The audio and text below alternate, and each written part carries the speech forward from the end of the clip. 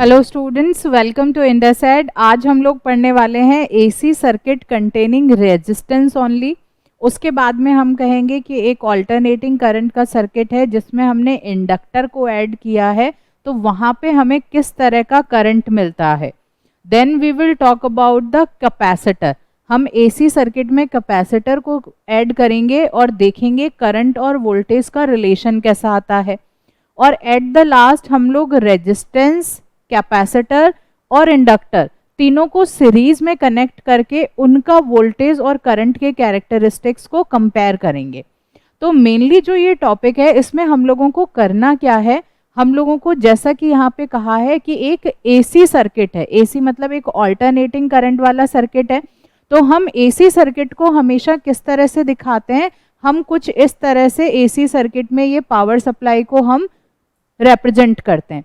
अगर यहीं पे डीसी सप्लाई होगी तो डीसी सप्लाई का रिप्रेजेंटेशन कुछ इस तरह से बैटरी बना के किया जाता है, और ये वाला हमारा जो रिप्रेजेंटेशन है this is of AC circuit. तो ये हमने एसी सर्किट बना लिया। अब हमारा हेडिंग कह रहा है कि इस एसी सर्किट में सिर्फ और सिर्फ हमने रेजिस्टेंस को यहाँ पे ऐड किया हुआ है, तो हम यहाँ पे रेजिस्टेंस को इस तरह से दिखाएंगे। तो दिस इज द रेजिस्टेंस जो हमने यहाँ पे लगा लिया। अब एग्जैक्टली हमें इसमें क्या डेरिवेशन करना है, किस तरह के रिलेशन निकालने हैं, उनमें क्या करते हैं, जब भी आपके पास ये AC circuit containing resistance only, inductor only, capacitor only, ये कुछ भी होता है, तो हम सबसे पहले यहाँ पे जो हमारा ईएमएफ है उसको हम लिखते हैं। तो that is E is equals to E not sine omega T. Sine की जगह हम लोग यहाँ पे कॉस का फंक्शन भी ले सकते हैं, बट क्योंकि हमारी एनसीईआरटी में साइन का फंक्शन ही है इसलिए हम इसी को फॉलो कर रहे हैं। यहाँ पे जो E है this is the instantaneous EMF या वोल्टेज जिसे हम कहते हैं। ई नॉट हमारा क्या है, this is the maximum EMF. किसी एक पर्टिकुलर इंस्टेंट ऑफ टाइम पे जब ईएमएफ मैक्सिमम होता है उसे या तो हम ई नॉट से रिप्रेजेंट करते हैं या फिर हम इसे ई एम भी लिख देते हैं। तो एनसीईआरटी में ई एम लिखा हुआ है, कई लोग इसे ई नॉट से रिप्रेजेंट करते हैं। तो that is up to you कि आप इसको किस तरह से यहाँ पे रिप्रेजेंट करेंगे। Then we have the sine omega T. Sine omega T मतलब जो हमारा वेव है वो किस तरह से ऐसे साइन के फंक्शन में आपको वेव मिलेगा। जो ओमेगा है this is known as the angular frequency, हम इसे एंगुलर फ्रिक्वेंसी कहते हैं। और ओमेगा की वैल्यू होती है 2 पाई अपॉन टी के बराबर, और इसे हम लिख सकते हैं 2 pi into F. F is equals to frequency. Frequency क्यों, क्योंकि 1 अपॉन टी किसके बराबर होता है, फ्रिक्वेंसी के बराबर होता है। कई जगहों पे आपको omega is equals to 2 pi nu ऐसे लिखा हुआ भी मिल सकता है। तो न्यू का मतलब भी फ्रिक्वेंसी है। फ्रिक्वेंसी को डिनोट करने के लिए हम इस सिंबल का भी यूज करते हैं और हम इसको स्मॉल एफ से भी रिप्रेजेंट करते हैं। तो ये दोनों हमारे पास में यहाँ पे यूज हो सकते हैं सिंबल्स। तो अभी तो हमने जो सर्किट बनाया उसके बारे में बात की कि हमारा पास में एसी सप्लाई है। एसी सप्लाई मतलब हमने ईएमएफ को यहाँ लिख रखा है, that is E is equals to E not sine omega T. अब हमने यहाँ पे एक रेजिस्टेंस लगा दिया। रेजिस्टेंस लगाया तो हमें ओम्स लॉ से एक फॉर्मूला पता है V is equals to I R. तो यहाँ रेजिस्टेंस लगाया तो हमें थोड़ा सा एक ये क्लिक हुआ कि हाँ V is equals to I R होता है, और R को हम लोग V अपॉन आई यहाँ पे लिख सकते हैं।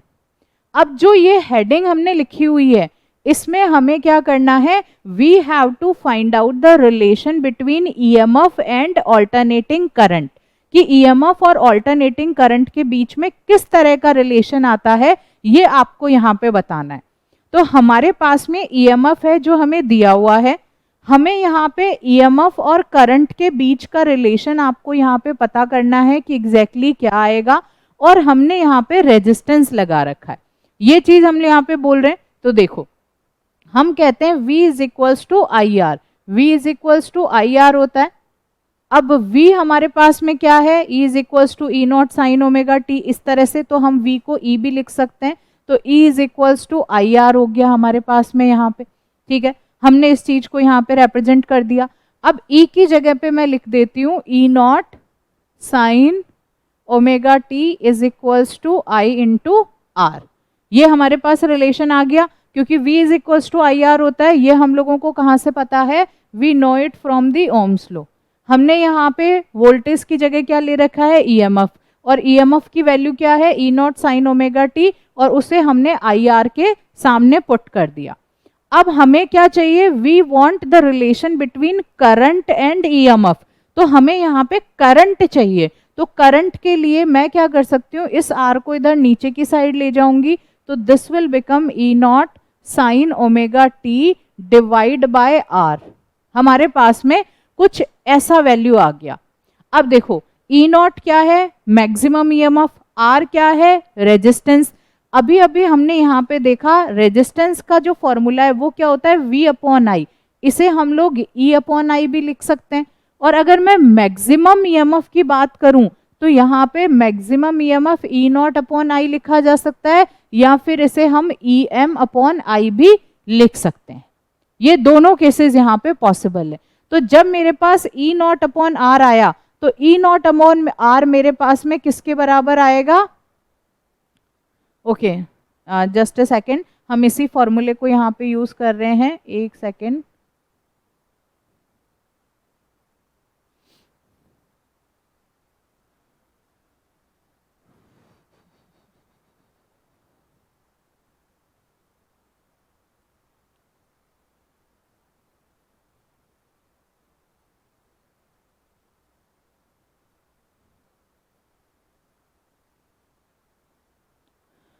ठीक है, तो अभी हम लोगों को यहाँ पे क्या दिया हुआ है, हम लोगों को यहाँ पे ईएमएफ दिया है और हमें करंट पता करना है। ये मेनली हमारा यहाँ पे जो भी हम लोगों का टारगेट है वो ऐसा है, EMF is given, we have to find out the current. तो मतलब दोनों के बीच का रिलेशन हमें यहाँ पे देखना है।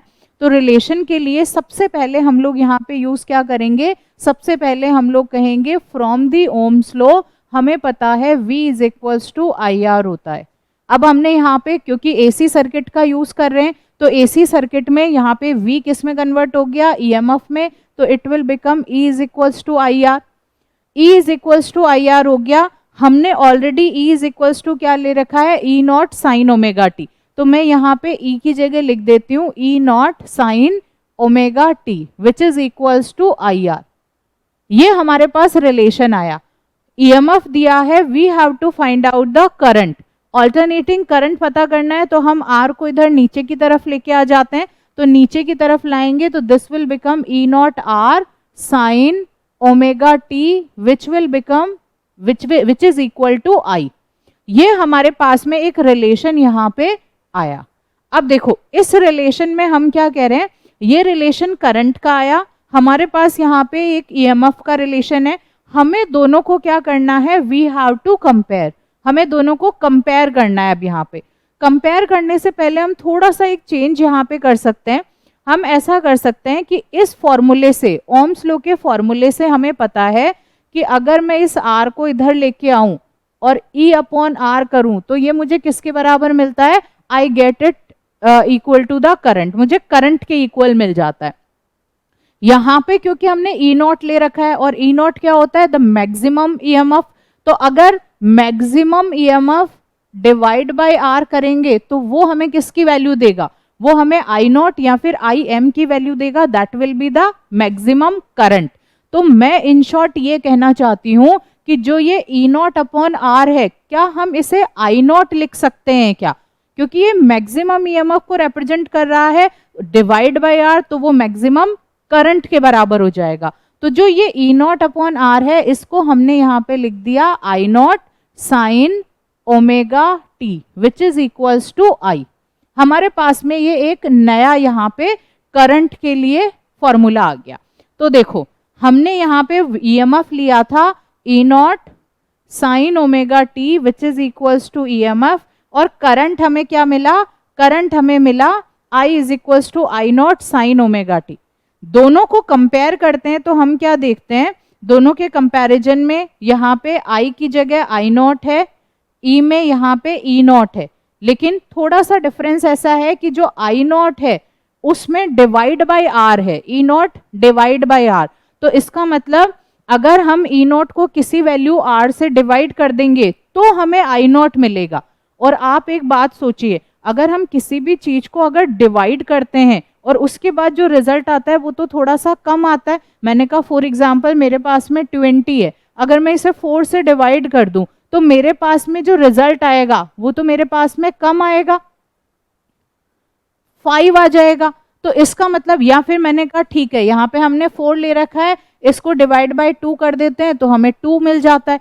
तो इन शॉर्ट हम यहाँ देख रहे हैं कि जो मैक्सिमम करंट की वैल्यू है वो ई नॉट के बराबर नहीं है, वो ई नॉट से एक रेजिस्टेंस के फैक्टर से क्या है, कम है। मतलब उसे रेजिस्टेंस से अगर डिवाइड करते हैं तो हमें मैक्सिमम करंट मिलता है।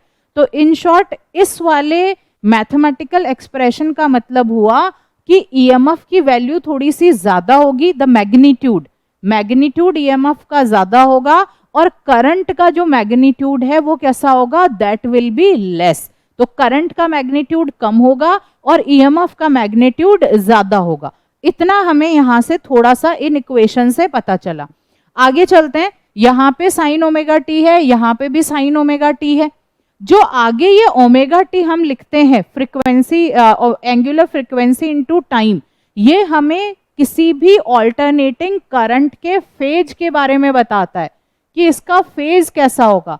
तो क्योंकि यहाँ पे दोनों का, इसका भी ओमेगा टी है, ये भी ओमेगा टी है, इसका मतलब दोनों का फेज कैसा है, दोनों का फेज सेम है, दोनों एक ही साथ चलेगी। अगर मैंने कहा ये मैंने करंट को यहाँ ड्रॉ किया, अगर मैं ईएमएफ को यहाँ पे ड्रॉ करती हूँ तो ईएमएफ का क्योंकि मैग्नीट्यूड थोड़ा सा ज्यादा है इसलिए मैंने बड़ी वेव ली है, लेकिन फेज दोनों का सेम है। तो जहां से फेज दोनों का सेम है तो इसका मतलब ये इसका स्टार्टिंग पॉइंट, ये पॉइंट, ये पॉइंट, ये पॉइंट, तो मतलब सारे के सारे पॉइंट्स कैसे होंगे, सेम होंगे। इसका मतलब हुआ ये दोनों किस में है, ये दोनों सेम फेज में है। तो जब हम किसी भी एसी सर्किट के साथ में रेजिस्टेंस को कनेक्ट करते हैं तो हमें क्या मिलता है, हमें मिलता है E is equals to E not sine omega T. ये तो हम लेके चल रहे थे और हमें ऑल्टरनेटिंग करंट की वैल्यू मिल गई I is equals to I not sine omega T. ये हमें एक एक्सप्रेशन मिल गया। और इस एक्सप्रेशन को अगर हम ड्रॉ करते हैं तो ड्रॉ करते टाइम हमें यहाँ पे यूज लेना होता है फेजर डायग्राम का। फेजर डायग्राम का क्या मतलब होता है, कोई ऐसा, फेजर का मतलब होता है एक ऐसा वेक्टर जिसे हम किसी भी एंगल पे रोटेट करवा सकते हैं। तो जो रोटेटिंग वेक्टर्स होते हैं उन्हें हम फेजर कहते हैं। फेजर क्या हो जाएगा, phasor will be the rotating vector. ये हमारे पास होगा, this will be the rotating vector. ठीक है, तो हम यहाँ पे एक वेक्टर ड्रॉ कर रहे हैं। अब वेक्टर ड्रॉ कर रहे हैं तो मैंने फॉर एग्जांपल यहाँ पे ये एक वेक्टर ड्रॉ किया जिसे मैंने ई नॉट से रिप्रेजेंट कर दिया। अब ई नॉट किस एंगल पे हम ड्रॉ करेंगे, ये जो ओमेगा टी एंगल दे रखा है ना यहाँ पे, साइन के आगे वाला जो एंगल है उस पे हम इसको ड्रॉ करते हैं। तो ये वाला जो एंगल है वो किसके बराबर हो जाएगा, this will become equal to omega T. तो ओमेगा टी और ई नॉट हमने यहाँ पे ड्रॉ कर लिया। अब दूसरा देखो, I is equal to I not sine omega T.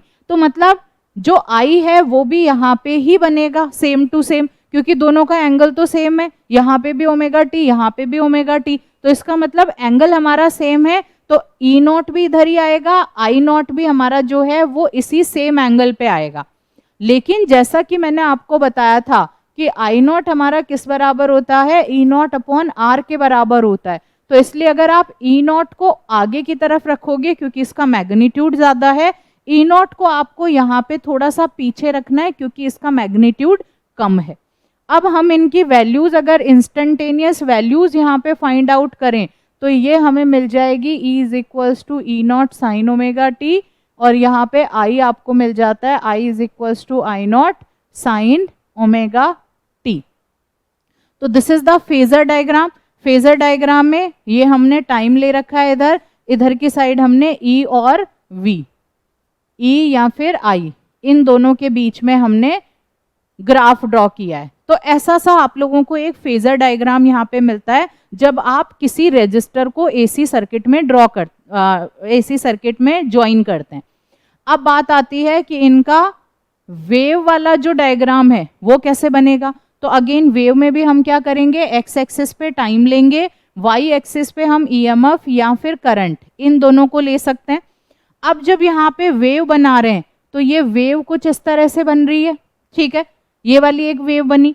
ये जो वेव है, अगर मैंने इस वेव को बनाया है किसके लिए, करंट के लिए, तो अब मुझे ईएमएफ के लिए भी एक करंट वेव बनानी पड़ेगी। ईएमएफ क्योंकि थोड़ा सा ज्यादा है करंट से, तो हम उसका मैग्नीट्यूड थोड़ा ज्यादा दिखाएंगे, लेकिन क्योंकि दोनों का फेज सेम है तो इसलिए जो वेव बनेगी वो बिल्कुल एक जैसी सी बनेगी दोनों की। तो this is how you have to represent the I and E in the wave function। तो फेजर डायग्राम भी बन गया, वेव फंक्शन भी बन गया फॉर द रेजिस्टेंस।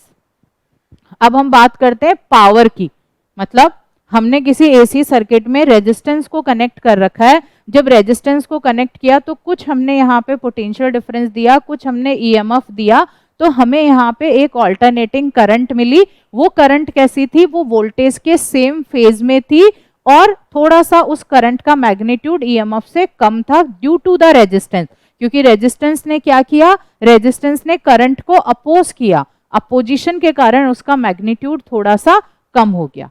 इतनी बात पता चल गई। लेकिन अब इस सर्किट की पावर क्या होगी वो भी हमें पता करना है। तो सर्किट की पावर पता करने के लिए हम क्या करेंगे, हम पावर का फॉर्मूला यूज करेंगे। पावर का फॉर्मूला हमें क्या कहता है, पावर का हमारे पास एक फॉर्मूला है I² इंटू आर। पावर के हमारे पास बहुत सारे फॉर्मूले हैं, कौन कौन से, हम कहते हैं P is equals to V into I, हमारे पास में ये फॉर्मूला है। फिर ओम्स लॉ से हम कहते हैं V is equals to IR होता है। अगर मैं V की जगह यहाँ पे IR पुट कर दूं तो मेरे को पावर का फॉर्मूला क्या मिल जाएगा, पावर का फॉर्मूला मिल गया I²R। बट जरूरी तो नहीं है ना कि मैं यहाँ पे V का ही वैल्यू पुट करूं, मैं I की भी वैल्यू पुट कर सकती हूँ। अगर मैं यहाँ पे I की वैल्यू पुट करूं तो I की वैल्यू होती है V अपॉन R के बराबर। तो P हमारा क्या हो जाएगा, V इंटू आई, तो V into V upon R, तो दिस विल बिकम V²/R। ये हमें पावर, लेकिन हम तो क्योंकि अभी करंट, ऑल्टरनेटिंग करंट के रिस्पेक्ट में हम इसकी पावर पता कर रहे हैं, तो इसलिए हमने फॉर्मूला कौन सा लिया, P is equals to I²R, क्योंकि हमने रेजिस्टेंस लगा रखा है प्लस हम ऑल्टरनेटिंग करंट को यहाँ पे स्टडी कर रहे हैं। ये फॉर्मूला आपके पास आया, ये फॉर्मूला आया तो आप देखो I जो होता है, I का हमारा फॉर्मूला हमारे पास में क्या आया है, I0 sin ओमेगा टी, इसका स्क्वायर करोगे इनटू आप R लिखोगे। रेजिस्टेंस फिक्स है क्योंकि सर्किट में हमने रेजिस्टेंस लगा रखा है, तो उस रेजिस्टेंस की वैल्यू चेंज नहीं हो रही है, वो हमारा फिक्स है, वो वैसा का वैसा ही है। अब पावर आपके पास क्या आ जाएगी, पावर आपके पास आई I0² into R sign omega T, sine square omega T. ये हो गया क्योंकि हमने क्या कर दिया, ये स्क्वायर को यहां से इसमें पुट करा, तो I0 का स्क्वायर हो गया, साइन स्क्वायर ओमेगा टी हो गया, R को मैं पास में ले आई और साइन स्क्वायर ओमेगा टी को कुछ ऐसे लिख दिया। अगर हमें एवरेज पावर इसकी चाहिए, तो एवरेज पावर चाहिए तो देखो I0 हमारा कांस्टेंट है, R हमारा कांस्टेंट है, वेरिएबल क्या है, वेरिएबल तो सिर्फ साइन का फंक्शन है, तो जो वेरिएबल है उसी का हम लोगों को इंटीग्रेशन करना पड़ेगा। तो एवरेज पावर के लिए हम क्या करते हैं, हम इसका इंटीग्रेशन कर देते हैं। हम जो ये साइन स्क्वायर ओमेगा टी है इसको इंटीग्रेट करेंगे, किसके रिस्पेक्ट में, टाइम के रिस्पेक्ट में, dt के रिस्पेक्ट में। लेकिन जैसा कि हमें मैथ्स में पता है कि sine square omega T dot dt, इसके लिए हमारे पास में कोई सीधा सीधा फॉर्मूला नहीं है जिससे हम इसको सॉल्व कर सकें। तो हमें क्या करना पड़ेगा, हमें इसको थोड़ा सा ब्रेक डाउन करना है। तो ब्रेक डाउन करने के लिए हम यहाँ पे एक मैथ्स के फॉर्मूले का यूज करेंगे। वो फॉर्मूला कहता है sine square theta is equals to 1 minus cos 2 theta upon 2। इस तरह का हमारे पास में ये एक फॉर्मूला है। हम इस फॉर्मूले को अगर इस साइन स्क्वायर ओमेगा टी के फॉर्म में लिखते हैं तो this will become 1 minus sine cos 2 omega T divided by 2, ये ऐसे लिखा जाएगा। तो हम यहाँ पे लिख लेते हैं इसे, power is equals to I0² R, हमारे इंटीग्रेशन में क्या आ जाएगा, इंटीग्रेशन में आ गया 2 को बाहर ले लेते हैं क्योंकि 2 तो कॉमन है, तो इसलिए 2 को हमने बाहर ले लिया। अब हमारे पास में बच गया 1 minus cos 2 omega T into dt। ये हमें अब सॉल्व करना है। जब इसे सॉल्व करेंगे तो this will become average power आएगी I not square R divide by 2 1 dot D T minus integration of cos 2 omega T into D T. ये हमारे पास आया। अब देखो यहाँ पे मैथ्स है, मैथ्स को सॉल्व कर रहे हैं हम लोग, तो अब मैथ्स सॉल्व करते हैं। सिर्फ डी टी है तो ये क्या हो जाएगा, this will become equal to T. ये हमारा टी के बराबर आ जाएगा क्योंकि सिंपल सा एक हमारा इंटीग्रेशन है 1 डॉट डी टी, तो इसका इंटीग्रेशन फाइनली क्या आता है, टी के बराबर आता है। तो ये हमने लिख लिया। अब इसे भी हमें सॉल्व करना है, cos 2 ओमेगा टी को भी। तो देखो जब हम cos 2 omega T dot D T करेंगे तो इसका इंटीग्रेशन करने पे हमें मिलेगा minus sine 2 omega T divided by 2 omega. ये हम लोगों को यहाँ पे इसका फाइनली क्या मिल जाएगा, ये आप लोगों को, और अगर एवरेज लेते हैं तो माइनस प्लस का हम इतना फर्क नहीं करते, हम इसको मॉड्यूलस भी ले सकते हैं यहाँ पे। तो मॉड्यूलस लेके एक बार माइनस प्लस को नहीं देखते हैं, एक बार इंटीग्रेशन देखते हैं कि क्या आएगा। तो cos 2 ओमेगा टी क्या आ गया, sine 2 omega T upon 2 omega. ये हमारे पास यहाँ पे आ गया। जब ये आया तो अब हमें क्या करना है, वैल्यूज पुट करनी है। ओमेगा टी की वैल्यू किसके बराबर होगी, मैंने आपको बहुत स्टार्टिंग में बताया था, ओमेगा इज इक्वल्स टू होता है 2 पाई अपॉन टी, इसके बराबर बताया था। अगर मुझे यहां से टी को इधर ले आऊं तो this will become omega T is equals to 2 pi. तो ओमेगा टी की वैल्यू किसके बराबर आ गई, 2 पाई के बराबर। अगर मैं इसको पुट करती हूँ sine 2 into 2 pi divide by 2 omega, तो ये क्या आ गया, this will become sine 4 pi upon 2 omega. और जो साइन 4 पाई है उसकी वैल्यू 0 के बराबर होती है। किसके बराबर होती है, 0 के बराबर। तो जब ये वाली हमारी वैल्यू 0 आ गई तो इसका मतलब ये जो जितना पार्ट है ये तो हमारा क्या हो गया, this has become equal to 0, ये तो पूरा का पूरा 0 हो गया। तो एट द एंड हमारे पास में यहाँ पे रहा क्या, पावर में आपके पास में आया P is equals to I not square R T upon 2। ये हम लोगों को यहाँ पे पावर एक बार इसकी मिल रही है।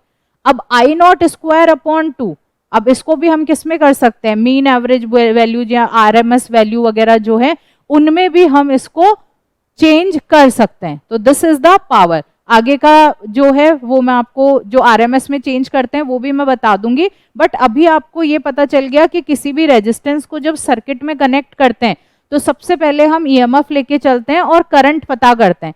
करंट और ईएमएफ के बीच में रिलेशन देखते हैं, दोनों की इक्वेशंस को कंपेयर करके फिर फेजर डायग्राम बनाते हैं, वेव का डायग्राम बनाते हैं, और उसके बाद में हम पावर पता करते हैं। कुछ मैथ्स यहाँ पे लगती है, बट अगर एक बार कॉन्सेप्ट आपको क्लियर हो गया, मैथ्स के कुछ फॉर्मूले आते हैं तो आप इसको लाइन बाय लाइन आराम से कर सकते हैं। ये था हमारा रेजिस्टर। अब अगर हम एसी सर्किट में कोई इंडक्टर को ऐड करेंगे तो उस केस में हमें क्या रिजल्ट मिलेंगे। Now what we are doing, AC circuit containing inductor only.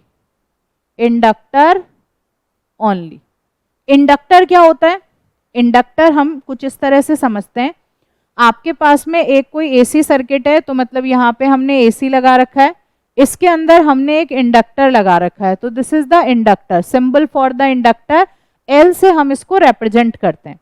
Self inductance अगर आप लोगों को याद आ रहा हो, इलेक्ट्रोमैग्नेटिक इंडक्शन में हमने किया था, तो इंडक्टर या इंडक्टेंस जो है इसमें क्या होगा, जब यहां से करंट फ्लो करेगी तो करंट में, क्योंकि ऑल्टरनेटिंग करंट है तो ऑल्टरनेटिंग करंट क्या होती है, कंटिन्यूएशन में चेंज होती रहती है। अगर चेंजिंग करंट होगा तो मतलब वहां पे जो मैग्नेटिक फ्लक्स है वो भी चेंज हो रहा है। अगर मैग्नेटिक फ्लक्स चेंज होता है इसका मतलब इंड्यूस्ड करंट वहां पे आ जाती है। तो हमने कहा ये कोई एक ऐसा सर्किट है जिसमें से हमने एक ऑल्टरनेटिंग करंट को पास किया।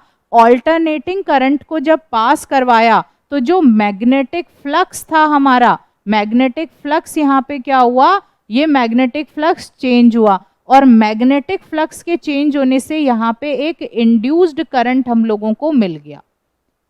और जो इंड्यूस्ड करंट है उसकी टेंडेंसी होती है कि वो अपने प्रोडक्शन को अपोज करता है। तो इस इंड्यूस्ड करंट को किसने पैदा किया? इस करंट ने पैदा किया। तो अब ये इंड्यूस्ड करंट क्या करेगा? जो करंट इसको पैदा कर रहा है, जो अल्टरनेटिंग करंट यहाँ पे मैग्नेटिक फ्लक्स को चेंज करके इस इंड्यूस्ड करंट को पैदा कर रहा है, ये उसी को अपोज करेगा। ठीक है, ये उसी को अपोज करेगा। तो ये हमारा हो गया सेल्फ इंडक्टेंस, मतलब कॉइल है, इसके कॉइल में अंदर करंट बह रही है, एक इंडक्टर लगा हुआ है, उसकी वजह से यहाँ पे इंड्यूस्ड करंट पैदा हो रहा है। ठीक है, अब हम कहते हैं कि आखिर हमारे पास में यहाँ पे जो ईएमएफ आता है वो किसके बराबर आता है? तो वो आता है E is equals to minus L D phi by D T. ये वाला जो फॉर्मूला है ये हम प्रीवियस क्लास में पढ़ के आए, जो इलेक्ट्रोमैग्नेटिक इंडक्शन है वहां पे हमने E is equals to minus L D phi by D T के बारे में पढ़ा था। सेल्फ इंडक्टेंस होता है L, फाई क्या है? चेंजिंग मैग्नेटिक फ्लक्स है जो टाइम के साथ में चेंज हो रहा है, और E क्या है? E is the induced EMF. ठीक है, तो कैसे समझेंगे? कोई भी सर्किट है, सर्किट में से ऑल्टरनेटिंग करंट जा रहा है, ऑल्टरनेटिंग करंट है, इसका मतलब फ्लक्स क्या हो रहा है? टाइम के साथ में चेंज हो रहा है। जब फ्लक्स टाइम के साथ चेंज हो रहा है तो यहाँ पे एक सेल्फ इंडक्टेंस है जिसे हम L से रिप्रेजेंट कर रहे हैं, और इंड्यूस्ड ईएमएफ हमको मिल रहा है जिस ईएमएफ की वैल्यू है minus L D phi by D T के बराबर। जब भी हम कोई सर्किट लेते हैं तो हम यहाँ पे E को E naught sine omega T, इस तरह से हम ईएमएफ को लेके चलते हैं। तो हमने यहाँ पे पहला E क्या ले रखा है? E is equals to E naught sine omega T, जो अल्टरनेटिंग करंट का है, और इंड्यूस्ड ईएमएफ के लिए E क्या आया है? Minus L D phi by D T. तो अब ये दोनों तो बराबर होंगे, जब दोनों बराबर होंगे तो इसका मतलब हम इस E की जगह यहाँ पे लिख देते हैं E naught sine omega T which is equals to minus L D phi by D T. हम कुछ इस तरह से लिख सकते हैं इसको। ओके स्टूडेंट्स, तो हम लोग क्या कर रहे हैं? AC voltage applied to an inductor. ठीक है, जिसके अंदर कोई भी एसी सर्किट है, एक इंडक्टर है। अब हमने कहा एसी सर्किट को हम किस तरह से बना सकते हैं? यहाँ पे दिस इज द इंडक्टर, और इसके साथ में यहाँ पे एक एसी वोल्टेज हमने लगा रखा है, और ये एसी वोल्टेज किसके बराबर है? E is equals to E naught sine omega T के बराबर है। ठीक है, ये किसके बराबर आया? E is equals to E naught sine omega T के बराबर। दूसरा, हम लोगों को यहाँ पे E is equals to minus L D I by D T होता है, ये हम लोगों को ऑलरेडी पता है, क्योंकि क्या हो रहा है यहाँ पे? जो इंड्यूस्ड ईएमएफ है वो जो चेंजिंग करंट है उसी को क्या करेगा? अपोज करेगा, चेंज इन करंट को यहाँ पे अपोज करता है। तो इसलिए E is equals to minus L D by by D I upon D T. अब देखो, अब अगर हम इसे सॉल्व करते हैं तो सॉल्व करने में हम क्या कर सकते हैं? हम यहाँ पे इसको E इज इक्वल्स टू जो हमारा E नॉट है उसकी जगह हमने यहाँ पे रख दिया minus L D I upon D T which is equals to E naught sine omega T.